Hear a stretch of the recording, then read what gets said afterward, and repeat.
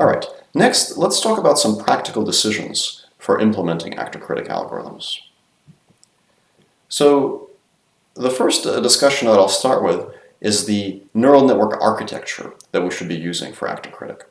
The neural network architecture for policy gradients was in some ways quite obvious, because in policy gradients we just had one neural network representing the policy.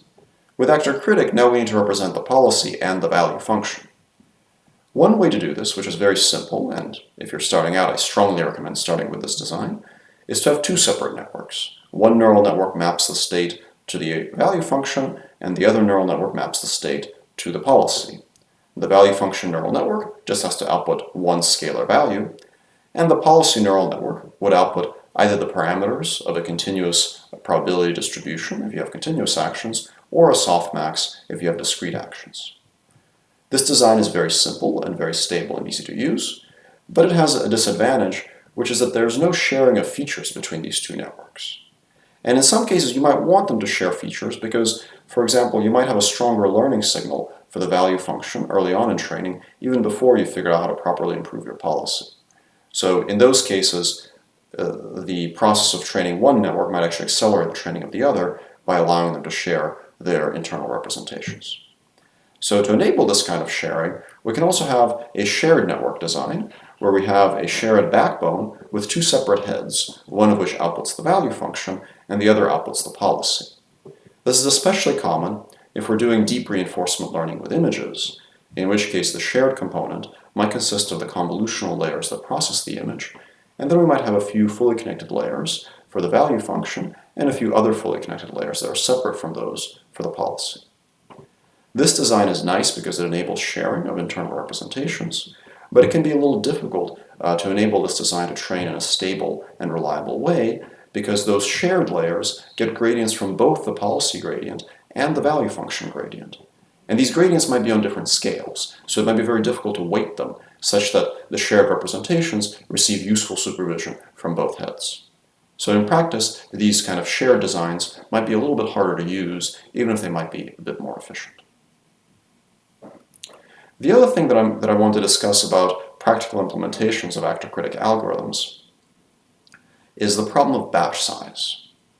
So the way that I've presented the online actor-critic, each update is made effectively with a batch size of 1, because we update the value function and the policy after precisely one time step.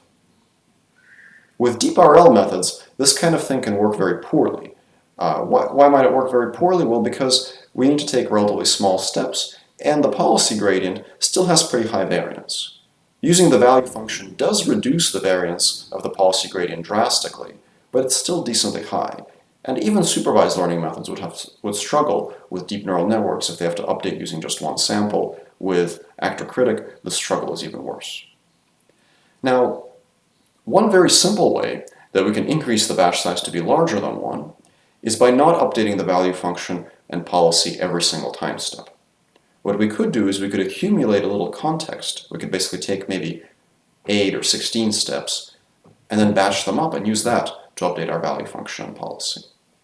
So that would give us a larger batch size for both step 2 and step 4. However, this choice is often not very good because the samples we'll have in our mini-batch will be very heavily correlated, right? The state that you see at the next time step will be very similar to the state that you see now. So while accumulating 8 to 16 steps in step 1 before making an update will give us a larger batch size, that batch size is heavily correlated and that can lead to some problems. So oftentimes a better choice for online actor-critic algorithms is to use parallel workers. A very simple way to use parallel workers is to design a synchronized parallel actor-critic algorithm. So in this cartoon picture, we have 4 workers. If you're training in simulation, these might be, for example, 4 separate processes, each of which is running a different instance of the simulator. They might, for example, each have different random seeds, so that when you sample actions or sample from the transition probabilities, you get slightly different outcomes. So you would sample from each of your workers to get a mini-batch of transitions S, A, S prime, R, and then you would use this mini-batch to update your critic and your policy, and that gives you an updated value, and you synchronize everything at that point. So all of those data collection workers, they wait until this update finishes, then you hand them back an updated policy, and they each make another step. Now you can have a mini-batch where the samples in that mini-batch are decorrelated from one another because the workers are all independent. You still have correlation through time, so the second gradient update will be correlated with the first gradient update, but at least the workers now are decorrelated. This is perhaps the simplest design for a parallel actor-critic method, but if you have a very, very large pool of workers, you can make this design even more efficient by having an asynchronous parallel actor-critic method. In an asynchronous parallel actor-critic, the workers are collecting data at whatever rate they're able to, and once they collect a transition, they send it to a central parameter server. And that parameter server can then make an update. And as soon as it makes that update, it sends updated parameters back to each of the workers, but in the meantime, the workers aren't waiting, they might actually be collecting more samples. Now, a question I would ask at this point, in general, without any synchronization, would we expect this design to result in a method that is mathematically equivalent to the original actor-critic? And if it's not exactly equivalent, then what will be some of the issues that might occur with this kind of design? Take a moment to think about this. So a potential issue that we would have with the asynchronous parallel actor-critic is that now each of those workers might be making steps with an older version of the policy, even though the parameter server might already have a newer version that it simply hasn't yet had time to deploy to them. And that means that the samples that we use for the next update might not have been generated by the latest policy, which technically violates our assumption because the policy gradient is an on-policy algorithm. The actor-critic design we discussed so far is also on policy. Fortunately, this design still often works well in practice because although the workers might have older parameters, they're not too old, so they're usually similar enough to the latest policy that this algorithm still works. But it can be a bit harder to stabilize in practice because of this issue.